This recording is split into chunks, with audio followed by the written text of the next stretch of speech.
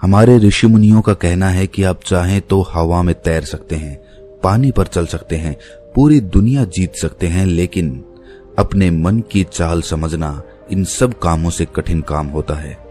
आपने कभी ख्याल किया होगा कि आप जो काम करना चाहते हैं आपका मन उससे उल्टा काम करता है।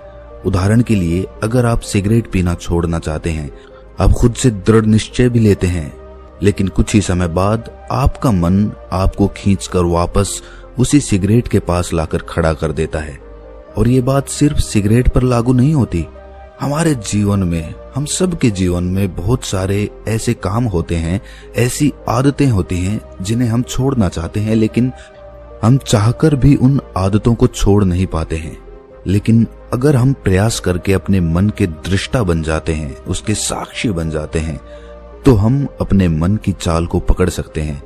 और अगर एक बार हमें अपने मन की चाल पकड़ में आ जाए तो फिर हम कोई भी आदत छोड़ सकते हैं, या फिर इसके उलट कोई भी आदत अपना सकते हैं, जैसे कि ब्रह्म मुहूर्त में उठने की, या फिर कोई भी ऐसा काम जिसे करने में हमें आलस्य आता है, क्योंकि हमारी आदतों के पीछे मूलभूत बिंदु हमारा मन ही होता है और हम उसे ही नजरअंदाज करके चलते रहते हैं और बाद में पछताने के सिवाय हमारे पास कोई चारा नहीं बचता। आज की जो बोध कहानी मैं आपको सुनाने जा रहा हूं, उसमें आपको कुछ ऐसे तरीके पता चलेंगे जिससे कि आप अपने मन की चाल को भली भांति पकड़ सकते हैं, उसको जान सकते हैं, उसका निरीक्षण कर सकते हैं और उसके बाद अपनी आदतों में बदलाव कर सकते हैं। एक बार एक वाचाल शिष्य एक गुरु के आश्रम में शिक्षा ग्रहण करने के लिए आया हुआ था। वो शिष्य अपने गुरु की बात कम सुनता था, लेकिन अपनी बात बताने में वो बहुत उत्सुक रहता था। एक दिन गुरु ध्यान पर चर्चा कर रहे थे। ध्यान किस प्रकार किया जाता है और ध्यान का क्या महत्व होता है, इसी पर चर्चा चल रही थी। आश्रम के सभी शिष्य मौन होकर अपने गुरु की बातों को सुन रहे थे। गुरु उनको समझा रहे थे कि आप किसी भी प्रकार का ध्यान करते हो, लेकिन ध्यान की गहराइयों में जाने के लिए आपको अपने मन के अंदर प्रेम जागृत करना होगा। ध्यान करते समय आपको निरंतर अपने मन का निरीक्षण करना होगा कि आपके मन के अंदर किस प्रकार के विचार आते हैं। गुरु अपनी बात पूरी कर पाते इससे पहले ही वो वाचाल शिष्य बीच में ही बोल पड़ा। उसने कहा, गुरुजी, मैं बहुत दिनों से अपने मन का निरीक्षण कर रहा हूँ। मैं हर आने जाने वाले विचार को बड़ी गहराई से देखता हूँ, समझता हूँ, लेकिन उसके बावजूद मेरे मन की आदतों में कुछ बदलाव नहीं आ रहा है। मैं अक्सर सुबह देरी से उठता हूँ और रोज रात को मैं यही सोचकर सोता हूँ कि मैं सुबह जल्दी उठूंगा, जल्दी उठकर ध्यान करूंगा, अपने मन का निरीक्षण करूंगा, लेकिन मैं ये कर नहीं पाता हूँ। मैंने अपने साथी शिष्यों से भी इस बारे में चर्चा की, लेकिन उनके पास भी इसका कोई जवाब नहीं है। इस आश्रम में कोई एक दूसरे से बात ही नहीं करना चाहता। सब लोग चुपचाप रहते हैं, कोई चर्चा नहीं होती। ऐसे हम अपने मन को कैसे समझ पाएंगे, उसका निरीक्षण कैसे कर पाएंगे? जब तक हम अपने मन के विचारों का, अपने मन की आदतों का एक दूसरे के सामने जिक्र नहीं करेंगे, उसकी चर्चा नहीं करेंगे, उस पर बहस नहीं करेंगे, तब तक हम चुप रहकर अपने मन को कैसे समझ पाएंगे? कृपया करके इन सभी शिष्यों को समझाने की कृपा करें कि कम से कम एक दूसरे से अपने मन की बात साझा तो करें। उनके मन में क्या विचार चलते हैं, ध्यान में उनके अंदर क्या बदलाव आता है, वो क्या महसूस करते हैं ध्यान करते वक्त। कम से कम आश्रम में इन बातों की तो चर्चा होनी चाहिए। गुरु ने उस वाचाल शिष्य से पूछा कि तुम दूसरों के मन की बात क्यों जानना चाहते हो? उससे तुम्हारा क्या फायदा होगा? क्या तुम्हें आत्मनिरीक्षण करने के लिए दूसरे के मन के विचार जानना जरूरी है? उनके मन में क्या चलता है, इससे तुम्हारा क्या फायदा होगा? क्या तुम मुझे इस बात का उत्तर दे सकते हो? वाचाल शिष्य ने अपने गुरु से इस प्रकार के उत्तर की अपेक्षा नहीं की थी। उसने सोचा कि बात तो गुरुजी ठीक कह रहे हैं, इससे मेरा क्या फायदा होगा? अगर मैं दूसरे के मन की बात जान भी लूंगा या फिर दूसरों के सामने अपने मन की बात बता भी दूंगा, तो उससे मेरा क्या फायदा होगा? क्या मैं अपने मन को समझ पाऊंगा? वो वाचाल शिष्य अपने ही द्वारा किए गए प्रश्न में उलझ चुका था। उसके पास इसका कोई उत्तर नहीं था, लेकिन फिर भी उसने दूसरे शिष्यों के सामने अपनी बात को ऊंचा दिखाने के लिए गुरुजी से कहा कि गुरुजी, अगर हमें ये पता चल जाएगा कि दूसरे के मन में क्या विचार चलते हैं और उन विचारों का वो ध्यान में जाकर किस प्रकार निरीक्षण करते हैं, तो इससे तो हमें भी ध्यान लगाने में आसानी रहेगी। हम भी अपने ध्यान में उसी प्रकार अपने विचारों का निरीक्षण कर पाएंगे, अपने मन को समझ पाएंगे। क्या आपको नहीं लगता कि गहरा ध्यान लगाने के लिए किन बातों का ध्यान रखा जाए, किस प्रकार अपने मन का निरीक्षण किया जाए, इस बात की चर्चा करने से दूसरे शिष्यों का भी भला हो सकता है।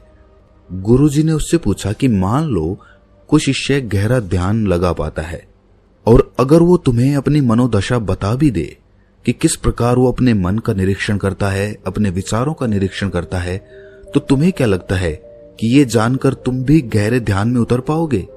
अगर तुम ऐसा सोच रहे हो तो मैं तुम्हें एक बात बता दूं कि तुम अपने ही मन के बनाए हुए जाल में खुद फंस जाओगे।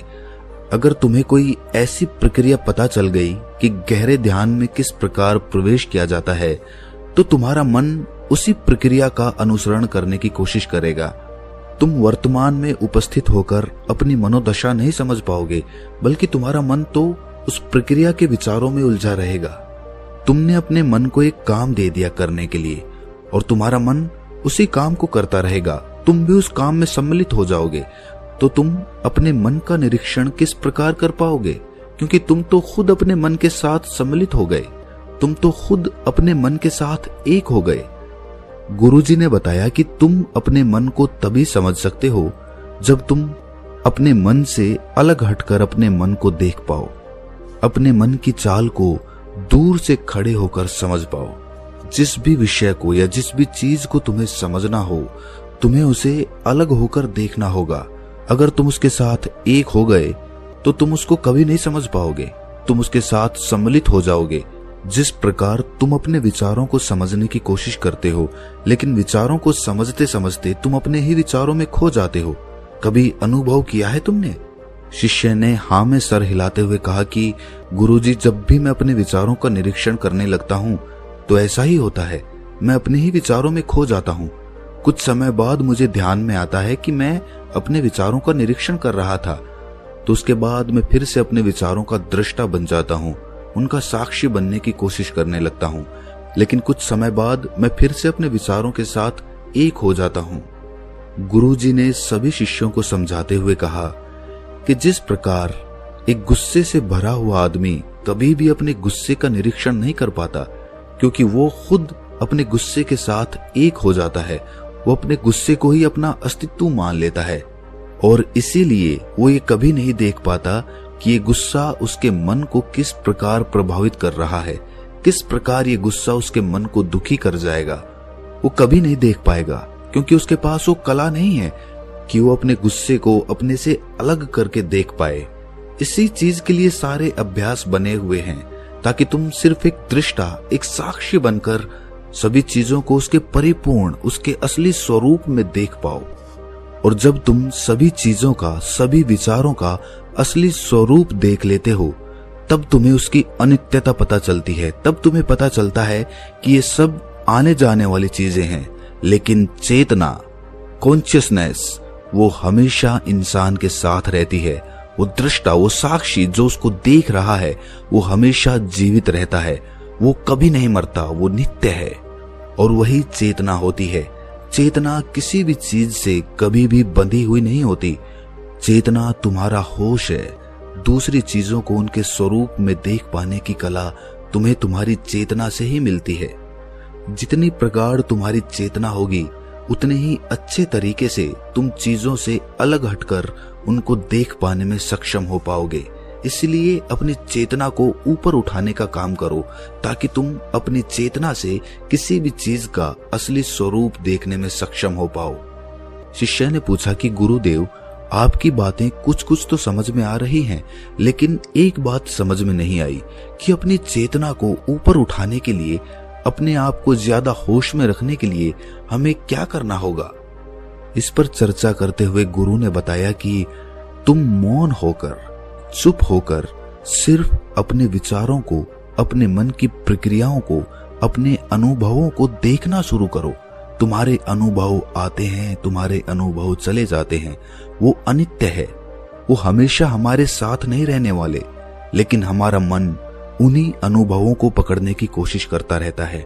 जब तुम्हें कोई अच्छा अनुभव होता है तो तुम्हारा मन चाहता है कि तुम्हें बार बार वही अनुभव हो, और उसी अनुभव को लेने के चक्कर में तुम्हारा मन तुम्हें फंसाता चला जाता है। तुम्हारी चेतना तुम्हारे मन के अधीन हो जाती है।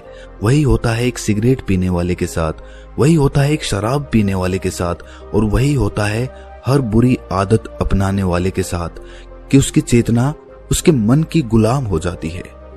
अगर तुम अपनी चेतना को अपने मन से आजाद करना चाहते हो तो सबसे पहले मौन रहना सीखो, चुप रहना सीखो। तुम्हारे ज्यादा बोलने की आदत, दूसरों से उनके अनुभव सुनने की आदत तुम्हारे मन को और ज्यादा भर देगी। लेकिन अपनी चेतना को आजाद करने के लिए तुम्हें अपने मन को खाली करना सीखना होगा। जब तुम अपने मन को खाली करोगे तब तुम्हें अपनी चेतना का असली स्वरूप दिखाई देगा। तब तुम्हें पता चलेगा कि मौन रहकर, चुप रहकर अपनी चेतना को कैसे ऊपर उठाया जाए, कैसे हमेशा चैतन्य रहा जाए। चैतन्य रहना ही हमारा असली स्वरूप होता है, लेकिन हम उसे भूल चुके हैं अपने मन के अधीन होकर। इसीलिए अपनी चेतना को अपने मन से छुटकारा दिलाना होगा। इसके लिए तुम चुप रहकर अपने मन के विचारों को देखना शुरू करो, उसके अनुभवों को महसूस करना शुरू करो। जब तुम अपने मन के साक्षी हो जाते हो, अपने मन के दृष्टा हो जाते हो, उसे देखने वाले हो जाते हो, तब तुम्हें पता चलता है कि तुम्हारे मन में एक विचार जाता है तो दूसरा आ जाता है, दूसरा जाता है तो तीसरा आ जाता है। और इस प्रकार जिस तरह सड़क पर भीड़ चल रही होती है, लोगों का हुजूम चल रहा होता है, एक आदमी जाता है तो दूसरा आता है, दूसरा जाता है तो तीसरा आता है, उसी प्रकार हमारे मन की भूमि में अनेकों अनेक विचार आते और जाते रहते हैं। लेकिन धीरे धीरे हम उनसे जुड़ते नहीं हैं, उनके साथ बहने नहीं लग जाते, उनके साथ खो नहीं जाते, बल्कि उनको साक्षी होकर बस देखते रहते हैं। और देखते देखते धीरे धीरे वो सभी विचार विलीन होने लगते हैं, और उसके बाद हमारे मन की भूमि पूरी तरह से खाली हो जाती है। और अब हमें पहली बार अपने चैतन्य होने का पता चलता है। हमें पता चलता है कि हमारी चेतना ही हमारा असली आनंद है, वही हमारा स्वरूप है। और उसके लिए अपने मन की भूमि से खरपतवार हटानी जरूरी होती है। उसके लिए मेहनत नहीं करनी, बस उन विचारों को देखते रहना है। एक विचार जाता है तो दूसरा आता है, दूसरा जाता है तो तीसरा आता है। बस देखते रहो, देखते रहो, साक्षी बने रहो, दृष्टा बने रहो, और देखते देखते वो विचार विलीन हो जाते हैं। लेकिन इसके लिए तुम्हें चुप रहकर अभ्यास करना होगा। चुप रहकर अपने विचारों का आत्मनिरीक्षण करना होगा, अपने मन की भावनाओं को समझना होगा। कब तुम्हें गुस्सा आता है, कब तुम्हें खुशी होती है, उसे अलग खड़े होकर देखना होगा। जब भी हमें गुस्सा आता है या खुशी होती है या किसी से घृणा होती है तो हम तत्क्षण उत्तेजित हो जाते हैं, और उत्तेजना की वजह से ही हम उन भावनाओं को अलग होकर देख नहीं पाते हैं। लेकिन अगर हम उत्तेजित ना हों, शांत रहें, शिथिल रहें, तो हम अपने मन की भावनाओं को समझ सकते हैं, उनको जान सकते हैं। और जब हम अपने मन की भावनाओं को जानने लगते हैं तब हमें पता चलता है कि कोई भी भाव हमेशा नहीं रहता। एक भाव जाता है तो दूसरा चला आता है। खुशी हमेशा नहीं रहती, दुख हमेशा नहीं रहता, गुस्सा हमेशा नहीं आता, घृणा हमेशा नहीं होती। जब इन बातों को हम समझने लगते हैं तो ये सारे भाव हमारे अंदर से विलीन होने लगते हैं, और सिर्फ एक प्रेम, एक आनंद हमारे अंदर बच जाता है। उसे ही हम परमानंद कहते हैं, और वही हमारा असली स्वरूप होता है। इसीलिए अपने मन की चाल में तुम खुद मत फंस जाना। अपने मन की चाल को दूर खड़े होकर बस देखते रहना, और देखते देखते वो चाल, तुम्हारा मन पूरी तरह से विलीन हो जाएगा। और जब कोई मन नहीं बचेगा तभी हम हर चीज में अपना मन लगा सकते हैं, हर काम को पूरे ध्यान पूर्वक कर सकते हैं। असल में मन का विलीन होना ही ध्यान में प्रवेश होता है। जब तक हमारा मन हावी होता है तब तक हम ध्यान में प्रवेश नहीं कर पाते, क्योंकि हमारा मन करेगा तब हम ध्यान करेंगे, और जब हमारा मन नहीं करेगा तब हम ध्यान नहीं करेंगे। और ऐसा हर काम में लागू होता है। लेकिन एक बार अगर हमारा मन विलीन हो जाता है तो हम हर काम में ध्यान लगा सकते हैं और ध्यान ही हमारा असली स्वरूप बन जाता है, वही चेतना बन जाती है। इस ज्ञान भरी चर्चा को सुनकर सभी शिष्य प्रसन्न हो गए, लेकिन गुरु ने उन्हें चेतावनी देते हुए कहा कि तुम प्रसन्न हो रहे हो, ये भी तुम्हारे मन की एक भावना है। तुम्हें ये बातें सुनने में मजा आ रहा है, इसीलिए तुम प्रसन्न हो रहे हो, लेकिन ये बातें हमेशा कोई तुम्हें नहीं सुनाएगा और इसी वजह से तुम्हारा मन हमेशा प्रसन्न नहीं रह पाएगा। अगर तुम्हें असली आनंद की खोज करनी है, ऐसी प्रसन्नता हासिल करनी है जो कभी विलीन ना हो, तो तुम शांत होकर, मौन होकर, भावना रहित होकर अपने विचारों और अपनी भावनाओं को देखना शुरू करो।